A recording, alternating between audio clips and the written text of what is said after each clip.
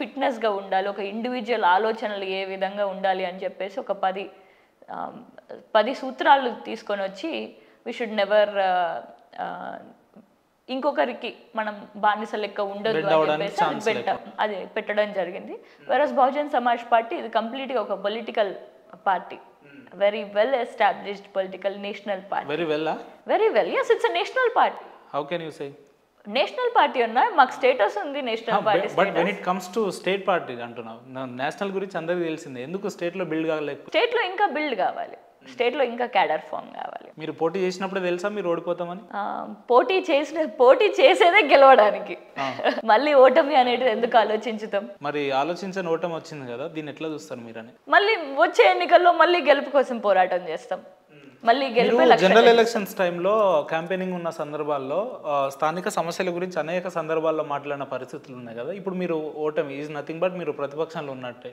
ఇప్పుడు ఆ సమస్యల పరిష్కారానికి రాబోయే రోజుల్లో ఉషా గారు పోరాటం చేస్తారా లేదంటే ఇంట్లోనే ఉంటారా? బరాబర్ పోరాటం చేస్తాం, పెద్ద పెద్ద ఉద్యమాలు తీసుకుంటాం. ఏ ప్రభుత్వం వచ్చినా కూడా మన బహుజన వర్గాలకు న్యాయం జరగాలి అని చెప్పేసి ఈ వర్గాలన్నిటికీ కూడా ఒక గలం లాగా నిలుస్తాం. బహుజనులు అంటున్నారు, ఎందుకు టీఆర్ఎస్ లో లేరా బహుజనులు, లేదంటే కాంగ్రెస్ లో లేరా బహుజనులు? ఎందుకు బీఎస్పీ అంటే ఓన్లీ బహుజనులు అనే అంటారు? ఎందుకు మిగతా వర్గాలు కూడా ఉంటాయి కదా, అందులో కూడా పేద వర్గాలు ఉంటాయి కదా. ఆ పార్టీలో ఉన్న బహుజనులు ఆ పార్టీలో కూడా ఉన్నారు, కానీ ఏ స్థాయిలో ఉన్నారు? ఎమ్మెల్యే స్థాయిలో ఉన్నారా? ఎంపీల స్థాయిలో ఉన్నారా? జెండాలు మోసే స్థాయిలో ఉన్నారు, జేజేలు కొట్టే స్థాయిలో ఉన్నారు. ఇది ముఖ్యమైన తేడా. పోయిన ఎన్నికల్లోనే చూడండి, బహుజన్ సమాజ్ పార్టీ ఎంతమంది బీసీ ఎస్సీ ఎస్టీ మైనారిటీలకి ఎమ్మెల్యే టికెట్లు ఇచ్చింది. ఇతర పార్టీలు కూడా ఇచ్చినాయి కదా రిజర్వేషన్. ఎంతమంది ఉన్నాయి? రిజర్వేషన్ కాదు, ఇప్పుడు మరి రిజర్వేషన్ అని తీసుకుంటే బీసీలు వాళ్ళ జనగణన చేసేది ఉండేది ఉంటే తెలిసేది ఎంతమంది ఎంత శాతం ఉండేది అని అనేసి. కానీ ఓవరాల్గా జనరల్గా చూస్తే 52% బీసీలు ఉంటారు. మరి 52% ఉన్న బీసీలకి దాదాపు 60 నుంచి 70 అసెంబ్లీ టికెట్లు ఇవ్వాలి. ఏ పార్టీ ఇచ్చింది? 60 నుండి 70 అసెంబ్లీ టికెట్లు మేము ఇచ్చినాం. గెలవని సీట్లు ఎన్ని ఇస్తే ఏం లాభం మ్యామ్? గెలవని అదే చెప్తున్నాను, గెలుపు కోసం మాత్రమే చూస్తున్నారు ఈ రాజకీయ రాజకీయ. ఇప్పుడు ఈవెన్ ఎగ్జాంపుల్ మీరే తీసుకుందాం, మీరు గెలిస్తేనే కదా అంతో ఎంతో ప్రజలకు ఏదైనా న్యాయం చేయగలిగి అధికారంలో ఉండి మీరు ఇంకేదైనా చేయగలుగుతారు. అంటే భారతదేశానికి 77 సంవత్సరాలు అవుతుంది స్వతంత్రం వచ్చి, అయినప్పటికీ కూడా నేటికి కూడా అట్లాంటి బీసీ నాయకులని, ఎస్సీ ఎస్టీ మైనారిటీ నాయకులని లేదా మహిళా నాయకులని ఇంకా తయారు చేయలేకపోతున్నాము అని అంటే ఇది ఎవరి సమస్య? ఇది బహుజనుల సమస్యనా? ఏది పేదరికంలో ఉన్నటువంటి వ్యక్తుల సమస్యనా? అణగారిన వర్గాల సమస్యనా? లేకపోతే అణగారే విధంగానే ఉంచేటటువంటి ఆ పెత్తందారుల సమస్యనా? ఈ ప్రభుత్వ సమస్యనా? ఇది ముఖ్యంగా చూసుకుంటే ఒక సొసైటీ ఫ్రేమ్వర్క్ అనేది ఈ ప్రభుత్వం అనేది అలా అప్లిప్మెంట్ ఆఫ్ ద సొసైటీ చేయాలి. అప్పుడే వాళ్ళ పార్టిసిపేషన్ని ఎంకరేజ్ చేయాలి. నేడు ఎంతమంది మహిళలు ఉన్నారు? నేడు 63 మంది ఎమ్మెల్యేలు they belong to upper caste communities, అంటే ఈ రెడ్లు, దొరలు, వైశ్యులు, బ్రాహ్మణులు. 63 మంది ఎమ్మెల్యేలు, 31 ఎస్సీ ఎస్టీలకి రిజర్వేషన్ తోటి వాళ్ళు రిజర్వ్డ్ కేటగిరీలో వాళ్ళు ఉన్నారు. అనర్గళంగా మాట్లాడుతున్నారు ఏ సమస్యలు తీసినా కూడా. సమాజంలో నేను బతికిన దాన్ని, నా వయసు 27 అయినప్పటికీ కూడా ఈ 27 సంవత్సరాలు నన్ను పెంచింది అదే సమాజం. కాబట్టి ఈ సమాజంలో చూస్తూ బతుకుతుంటే మనకు అక్కడ జరిగేటటువంటి అన్యాయాలు, ఒకనాడు మనం ఏ విధంగా ఉన్నాం నేటికి కూడా అదే విధంగా కనిపిస్తున్నామే కానీ మనల్ని ఎవరైనా అప్లిఫ్ట్మెంట్ చేసేటటువంటి సొసైటీని అయితే నేను ఇంకా చూడలేదు. ఎప్పుడు చూడబోతున్నారు ఈ సొసైటీని? ఇట్లా మనమే చేయాలి. ఇంకొకళ్ళు వచ్చి మనల్ని అప్లిఫ్ట్మెంట్ చేయడం ఎందుకు? మనమే బయటకు రావాలి అని చెప్పి ఏర్పడ్డదే బహుజన్ సమాజ్ పార్టీ. ఎన్నేళ్ళు పడుతుంది ఏర్పడడానికి? ఈ వచ్చే ఎన్నికల్లో మళ్ళీ ఏర్పడుతుంది. లాస్ట్ టైం కూడా ఇట్లా అన్నారు, అంతే. 24లో ఆ నమ్మకం లేకపోతే ఎలా అన్నా? ఆ నమ్మకం మనందరికీ ఉండాలి. ఎందుకంటే మనమే మెజారిటీ ఆఫ్ ద సొసైటీ. 99% మన వర్గాలకు చెందిన వాళ్ళు ఉన్నప్పుడు మనం ఎందుకు ఆలోచిస్తున్నాం? ఒక్కసారి తలుచుకుంటే ఇప్పుడు ఫామ్ అయిన ప్రభుత్వం కూడా కూలిపోతుంది.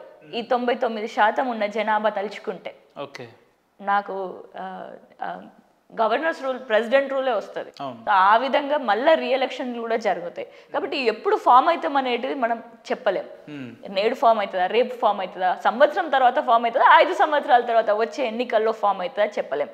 కానీ అప్పటి వరకు మన ఆత్మధైర్యాన్ని మనం కోల్పోవద్దు. ఏదో ఒక నాడు ఖచ్చితంగా మన రాజ్యం అయితే ఏర్పడుతుంది. ఏర్పాటు అయ్యే విధంగా మనమే చేసుకోవాలి, ఇంకొకళ్ళు వచ్చి మనకు చేస్తారు అని అనడం మన మూర్ఖత్వం. సరే, మిమ్మల్ని అనేక సందర్భాల్లో అనేక ఇంటర్వ్యూలో ఈ ప్రశ్న అడిగిందే మిమ్మల్ని. కాకపోతే నా ప్రశ్న ఏంటంటే, ఒక ఐఐటి స్టూడెంట్స్ ఎందుకు టెక్నాలజీ పరంగా ముందుకు వెళ్లకుండా ఈ పాలిటిక్స్ని ఎన్నుకున్నారు? ఆల్రెడీ ఈ పాలిటిక్స్లో అనేకమైన మేధావులు, అపార జ్ఞానం కలిగిన మేధావులు కావచ్చు, జేడి లక్ష్మీనారాయణ సార్ లాంటి వాళ్ళు, జయప్రకాష్ లాంటి వారు, కోదండరామ్ సార్ లాంటి ఇటువంటి ఇంటలెక్చువల్ పర్సన్ అనేక సందర్భాల్లో ఫెయిల్ అయిన పరిస్థితులు మనం చూసినాం కదా. వాళ్ళందరినీ ఎగ్జాంపుల్గా తీసుకొని కూడా మీలాంటి ఇంటలెక్చువల్ స్టూడెంట్స్ పాలిటిక్స్లోకి రావాలని ఎందుకు మొగ్గు చూపుతున్నారు అనేది ఒక చాలా ప్రధానమైన. There are also some people who succeeded. Example Arvind Kejriwal. Okay, ఆయన ముఖ్యమంత్రి, ఢిల్లీ ముఖ్యమంత్రి నేడు. మరి ఫెయిల్యూర్స్ని చూసి ఎవరు కూడా ఎదగొద్దు. ఇంకొకటి, నేను వీళ్ళ ఫెయిల్యూర్స్ అని కూడా అనుకోను. కోదండరామ్ గారు కానివ్వండి, జేడి లక్ష్మీనారాయణ కానివ్వండి, జయప్రకాష్ నారాయణ కానివ్వండి, లేదు వాళ్ళ పబ్లిక్లో ఎంతో ఇన్ఫ్లుయెన్స్ ఉన్నా కూడా క్రియాశీలక రాజకీయాల్లో వాళ్ళు వెనకబడుతున్నారు కదా, వాళ్ళని చూసి ఎందుకు మీరు అట్లా అనుకోలేదా? వాళ్ళు వెనక పడట్లేదు. యాక్చువల్లీ వాళ్ళ వల్లనే నేడు ఈ బిడ్డ పుట్టింది. ఓకే. సో ఆ విధంగా ఎంతోమంది యంగ్స్టర్స్ని వాళ్ళకు తెలిసి ఎంతోమందిని ట్రైన్ చేశారు, వాళ్ళకి తెలియకుండా ఇట్లాంటి బిడ్డల్ని ఎంతోమందిని ఇన్ఫ్లుయెన్స్ చేశారు. సో ఈ తరానికి 100% ఒక ఎడ్యుకేషన్ బ్యాక్గ్రౌండ్ ఉన్న వ్యక్తి వస్తేనే ఇప్పుడు ఉండేటటువంటి సిస్టమిక్ చేంజెస్ కానీ, రూల్స్ అండ్ రెగ్యులేషన్స్ కానీ, చట్టాలు కానీ ఏర్పాటు చేయగలుగుతాం. నేటి తరానికి మనకు కావాల్సింది ఏంటి? ఒకనాడు మనకి విద్య కావాలి, రైట్ టు ఎడ్యుకేషన్. వాళ్ళు ఏ స్థితిలో ఉన్నా కూడా అందరికీ కూడా ఎడ్యుకేషన్ అందాలి అని చెప్పేసి అన్నారు. ఇప్పుడు అట్లానే ఇప్పుడు తరానికి ఏం కావాలి? ఉద్యోగ చట్టాలు కావాలి. సో అలాంటి చట్టాలు ఏర్పాటు చేయాలి అని అంటే I think minimum education qualification is a required thing right now. Right, మీరు పాలిటిక్స్లో క్రియాశీలంగా ఉన్నారు కాబట్టి మిమ్మల్ని ఈ ప్రశ్న అడుగుతున్నా. ఏ ప్రభుత్వం అయినా కూడా ఉచిత పథకాలు పెట్టి ప్రజల్ని ఆకర్షింపజేసే ప్రయత్నాలు చేస్తున్నప్పుడు ఎందుకు చట్టాలు కావాలని చెప్పి చాలామంది మీలాంటి తక్కువ వాళ్ళే మాట్లాడుతుంటారు. అసలు చట్టానికి లేదంటే ఉచిత పథకానికి ఏంది వ్యత్యాసం అని అంటే? ఉచిత పథకాలు అనేటి ఓట్ల కోసం చేసేటటువంటి రాజకీయం. ఉచితం అని అంటున్నారు, పేరుకి ఉచితం కానీ నిజంగా అవి ఉచితాలా? ఆ పైసలు ఎక్కడి నుంచి వస్తున్నాయి? నేడు బస్సు ఇప్పుడు ఫ్రీగా చేసిళ్ళు. It's a very good scheme if implemented properly. If implemented properly అంటే దానికి కూడా కొన్ని బ్యాక్ డ్రాప్స్ ఉన్నాయి. ఆటో యూనియన్స్ కి కొంచెం ఇబ్బంది అవుతుంది. అట్లనే మహిళలకి కూడా ఇంటర్నల్ కాన్ఫ్లిక్ట్స్ వస్తున్నాయి. అదే విధంగా కొంతమంది మహిళలు సంపాదించే వాళ్ళు ఉన్నారు. సో వాళ్ళ దగ్గర నుంచి కలెక్ట్ చేస్తే మన ఎకానమీ, మన తెలంగాణకి కొంచెం కాంట్రిబ్యూట్ చేసినట్టు అవుతుంది. అంటే ఒక ఫైనాన్షియల్ స్టేటస్ ఉన్న వాళ్ళు కాంట్రిబ్యూట్ చేయమని అడిగి ఉండాల్సింది. So there are few things. Policy designing అనేది it's completely up to the state government. So ఇలాంటి ఫ్రేమ్వర్క్స్ అనేటివి చేస్తే బాగుండేది ఆ స్కీమ్స్లలో.